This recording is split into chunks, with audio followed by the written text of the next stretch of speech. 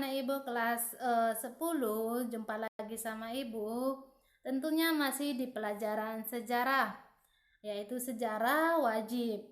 Oke, bagaimana kabarnya? Ibu harap masih baik-baik saja. Semoga kita terhindar dari virus-virus atau pandemi yang sekarang. Oke, kita minggu lalu telah membahas yaitu pengertian sejarah dan juga pengertian atau cara berpikir kronologi. Sekarang kita akan masuk ke judul selanjutnya, yaitu cara berpikir diakronik. Kamu perhatikan, diakronik ini berasal dari bahasa Yunani, dia yang artinya melintasi atau melewati, dan kronos berarti perjalanan waktu. Kalau kita lihat dari segi kebahasaan atau secara etimologi, dia tadi artinya melintasi atau melewati, sedangkan kronos itu perjalanan waktu, berarti yang melintasi atau yang melewati sesuai perjalanan waktu. Dengan demikian, diakronis dapat diartikan sebagai suatu peristiwa yang berhubungan dengan peristiwa-peristiwa yang sebelumnya, atau peristiwa tersebut tidak berdiri sendiri, atau peristiwa itu tidak muncul secara tiba-tiba. Sebab meneliti sejarah ini meneliti gejala-gejala yang memanjang dalam waktu tetapi dalam ruangan yang terbatas. Jadi kalau ini adalah diakronik ini adalah berpikir di mana waktunya itu panjang tetapi ruang yang terbatas atau latarnya terbatas atau tempatnya yang terbatas. Contoh, kita SD itu kita waktunya panjang, ada 6 tahun. Jadi tetapi tempat kita ya tetap di SD selama 6 tahun itu. Jadi ruangnya tetap di SD. Tingkatan pendidikannya tetap di SD, seperti itu.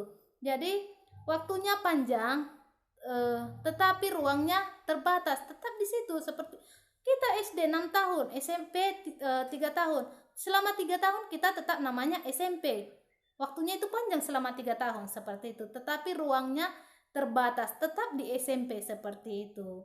Dan ini dikatakan lagi tadi berpikir diakronik itu peristiwanya itu disebabkan oleh gejala-gejala sebelumnya. Contoh, kita naik kelas dari kelas 1 ke kelas 2 itu merupakan kalau kita orang pintar atau orang-orang yang mau belajar, orang-orang yang berusaha, pasti kita naik kelas ke kelas 2 itu disebabkan ada usaha yang kita lakukan supaya kita naik kelas 2. Jadi ada gejala atau ada peristiwa atau ada yang kita lakukan supaya kita naik kelas, seperti itu.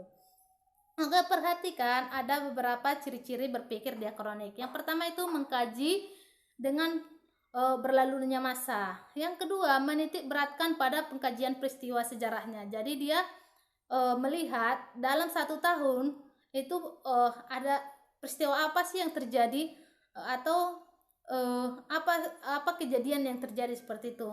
Baru selanjutnya bersifat historis atau komparatif. Historis berarti bersifat sejarah, bersifat dia histori, berarti sejarahnya memang ada atau memang dia betul-betul terjadi.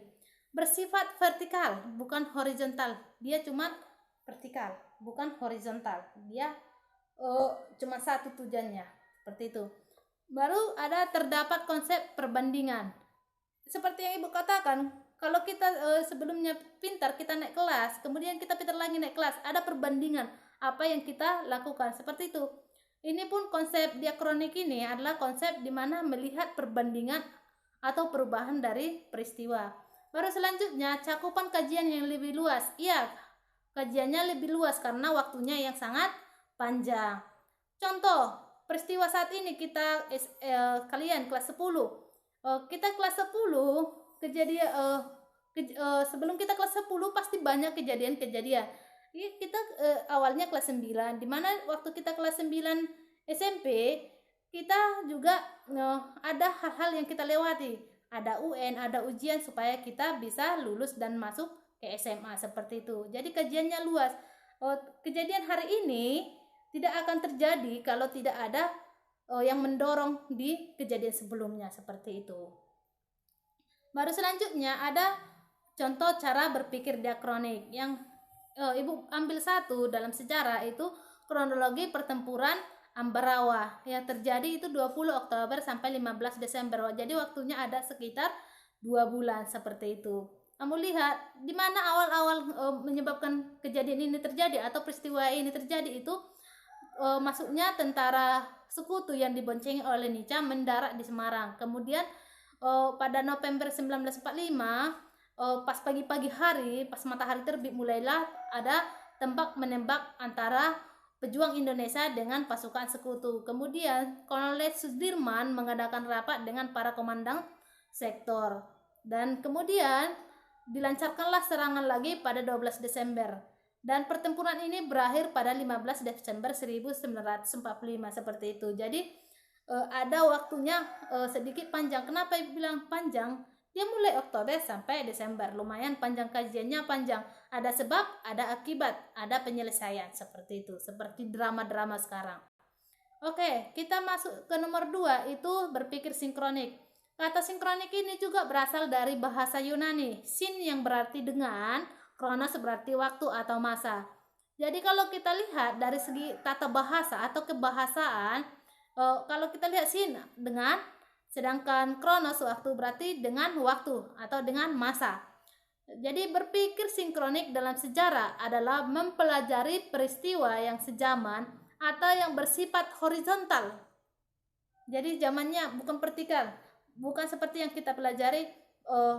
Kalau vertikal dia ke atas, dari apa kronologinya, bagaimana terjadinya sampai menyelesaikannya, bukan seperti dia kejadian yang horizontal, yang sejaman, yang terjadi di waktu yang bersamaan, seperti itu. Sinkronik artinya meluas dalam ruang tetapi terbatas dalam waktu. Ruangnya banyak, ruangnya luas, bisa satu Indonesia, tapi di waktu yang bersamaan atau waktunya terbatas. Contoh, pandemi corona itu awal-awal masuk ke Indonesia, langsung se-Indonesia kan, seperti itu. Langsung yang diserang adalah peristiwa se-Indonesia, seperti itu. Kita perhatikan ciri-ciri sinkronik. Ada beberapa. Yang pertama, mengkaji pada masa tertentu. Iya, karena dia terbatas pada waktu, tetapi ruangnya bisa bebas. Yang kemudian menitik beratkan pada pengkajian atau strukturnya atau karakternya. Jadi ada ciri-cirinya. Baru bersifat horizontal, dia bersifat sejaman, lurus, bukan naik, tapi dia sejaman, bukan sesuai dengan tahun, tetapi di hari yang sama, peristiwa hari yang sama dilihat. Kemudian tidak ada konsep perbandingan, jadi tidak ada perbandingan apa yang terjadi sebelumnya, apa yang terjadi sekarang, bukan seperti itu. Yang dikaji ya hari itu aja, hari itu apa sih yang terjadi. Contohnya hari ini, apa yang terjadi dalam hidupmu, bangun pagi, ya cuman kamu bangun pagi, orang juga bangun pagi di tempatnya, seperti itu. Cakupan kajian lebih sempit, iya lebih sempit, karena tahunnya dibatasi atau waktunya dibatasi, tetapi ruangnya luas. Tetapi waktunya terbatas, ya kajiannya sempit. Sedangkan kalau ruangnya terbatas tapi kajian tahunnya luas atau vertikal, itu bisa kajiannya luas. Sedangkan ini cakupan sinkronik itu sempit, memiliki sistematis yang tinggi. Kemudian bersifat lebih serius dan sulit. Iya sulit, kenapa? Karena kajian ruangnya yang luas. Jadi harus, contoh satu Indonesia harus diteliti berapa orang meninggal akibat corona. Dia sulit diteliti berapa orang dipastikan yang meninggal, berapa orang yang kena virus, dan berapa orang yang sembuh. Kenapa sulit? Kalau kita lihat sekian sembuh sekian, itu cuma rata-rata, tidak dilihat ke lapangan. Itu cuma laporan-laporan oleh dokter-dokter. Belum tentu dia itu meninggal karena corona, seperti itu. Jadi dia lebih sulit dan harus lebih serius dalam penelitiannya. Sampai di sini penjelasan Ibu. Kalau ada yang kurang dimengerti dengan penjelasan yang Ibu berikan, bisa tanyakan Ibu. Sampai jumpa di pertemuan selanjutnya. Kita akan membahas tentang sejarah dalam berkelanjutan dan perubahan. Oke, see you, bye bye.